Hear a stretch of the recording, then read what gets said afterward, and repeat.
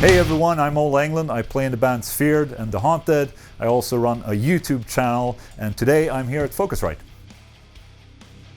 I started playing guitar when I was 14 years old. I heard Nirvana and Smells Like Teen Spirit, and also I heard, or everyone else in my class started playing guitar at the same time. So if you would have any type of chance with the ladies, you would have to pick up the guitar, so I did. And yeah, and I stuck with it. I did play in my own band in school. I formed my band with my best friends, because that's what you do when you're a kid. You know, you have friends, you know, and they're not really, you know, someone plays almost plays drums, someone almost sings, two guitar players, one gets to become the bass player, and we played punk rock. Starting doing covers of metal bands, and eventually this became my main band, which I wrote music for, and eventually also started recording with. So yeah, I think that band, we kept that together for maybe like 10 or 12 years. When I started to, you know, gain an interest for recording myself, it was when I had this band and we recorded in a studio at our rehearsal space, and we used ADAT back at the time, and I remember the mixing console was like one of the first digital ones, so it was super amazing, spaceship-like, but everything was recorded to ADAT, so it's still like punch in, punch out, and but still, I mean, for just getting the fundamentals of recording, it didn't really matter if it was on a computer or if it was on an analog desk. It was just like you were just in there in that moment, you tested stuff out, and I was really quick in, you know, gaining a huge interest in production rather than, you know, actually playing my guitar. So I was more about the sound of the guitar rather than, you know, being able to play fast or anything like that. I've always been more about the production side of things. At first, when we started recording our music, I was basically just sitting in the lap of the producer, just trying to learn everything, basically, like, okay, what are you doing here? What are you doing here? How do you use a compressor? And eventually, at some point, when you know, we shifted and we rented that studio, and I sat there myself and produced everything myself. And eventually, that sometime around this point, I also started with recording on my computer at home. I was using Cakewalk, and you know, kind of like merging the two worlds, recording in a studio and recording at home. It's always been in my interest to just learn more and more, try and just, because I love this thing. I love the idea that you could shape something into your own kind of sound, or you have an idea that you want to, you know, you want to play it to people in a certain way, so you form this little monster in your own way, and, you know, with production. So I was really like, I was trying to, you know, take in as much as possible, and you know, just record as much as possible, because that's how I learned. I like trial and error all the time, and just like, okay, this time it didn't work, next time it did work, and that's kind of like how I slowly built my own production skill, just basically doing it over and over and over again. So I'm very, like, it's very self-learned type of producer. So I definitely know a lot of tricks, but maybe not the fundamental theory about producing. But I don't really think that's really important for me as a songwriter, when it's you know, it's all about getting your emotion out there in the way that you want. So this band that I was in, like my best friends that I've been playing with for almost 10 or 12 years, you know, we played live out in Stockholm. We played, you know, same venues over and over every year, just basically grinding, you know, releasing demos, hoping for a label to pick us up, because that's what you wanted back in the day. You wanted to have a record deal, basically. And we grinded and grinded and grinded for years. And eventually we got a record deal, and you know, I was just super excited, because I wanted to, this was my moment. You know, we're gonna release an album, we're gonna go out on tour, we're gonna, you know, be rock stars. That was my dream, basically. And and I was so excited. I decided to do, everything myself, production-wise. I recorded, I mixed, I mastered. I even made the cover, like the album cover, all the artwork, all the website, everything myself. And when we released that album, we were super happy. I was proud of the album.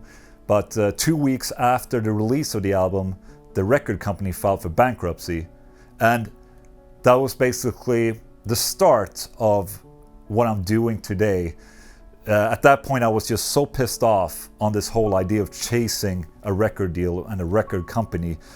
And so I abandoned that band because I was just sick and tired of everyone in that band too. Because, I was putting all the effort into this band, but my band members didn't do anything. Some of them were just happy to play live occasionally. I wanted to make it. So I thought okay, screw you guys. I'm going to form my own band, do everything myself, because if I'm doing everything myself, I can only blame myself if something goes wrong. So that's how I formed my band Feared, which is basically a self-reliant type of band without a label. So that's where I am today. So at the time when I started to learn about production and recording, I also was a part of a discussion forum, because that was becoming a thing back in the day. And I was a part of a forum called the Andy Sneap Forum, which is basically a great community for up-and-coming producers that can connect with professional studio engineers. So we could exchange knowledge, and I uploaded all my stuff there. I asked okay, how can I improve this? And eventually, after a lot of years, I could give pointers and help out other people. And I also started making YouTube tutorials on how to mix guitars at home, record bass at home, even using software drums to record at home. And this built tutorial part of my whole musical life has been so important. It definitely built up a trust that people thought that my word or my knowledge was relevant and legit, I would say. So that has definitely helped both me and my band and my YouTube channel to grow, because I was steadily uploading knowledge. And also at that time I did a lot of amplifier demos, guitar amplifier demos. And as you know, a lot of guitar players are very gear oriented. So it goes hand in hand with being an engineer, which is also a lot of gear oriented people in it. So with the YouTube thing and my Feared band, which was like a self-labeled kind of band, I released everything myself. With YouTube, my subscribe count started to rise, and with that, the popularity of Feared also increased. So it went hand in hand. And when I came to, now we're talking 2012, I went to NAMM in the US for the first time. And I went there, to record my demos, my videos of amplifiers, and didn't really think of anything else. I was working as an accountant back in that day.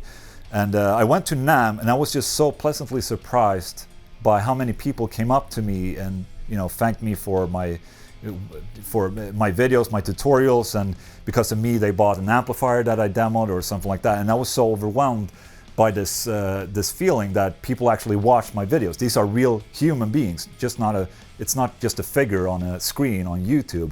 They're real people.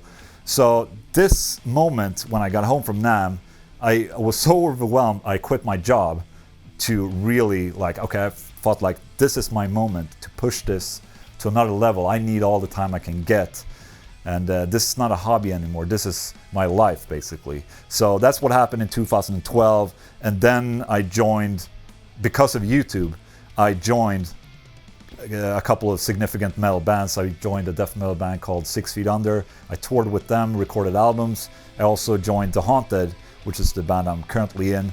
And at that time, I was just out there so much with my videos that people recognized me, people saw me. That's how I gained these two bands to contact me. They saw my videos basically. So thanks to YouTube and what I did, producing and recording my demos, I'm playing in a touring band, and I'm able to make a living out of what I do.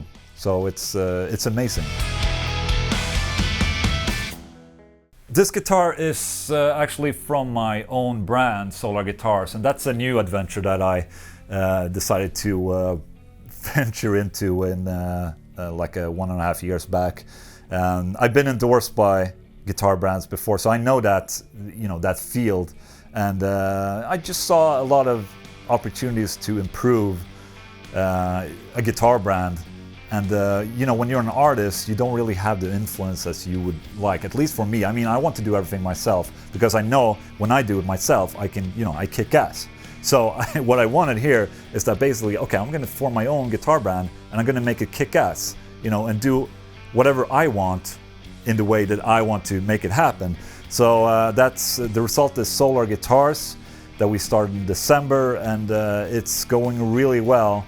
And I'm very proud and of how it's going, and that people share my vision of what a modern metal guitar should be.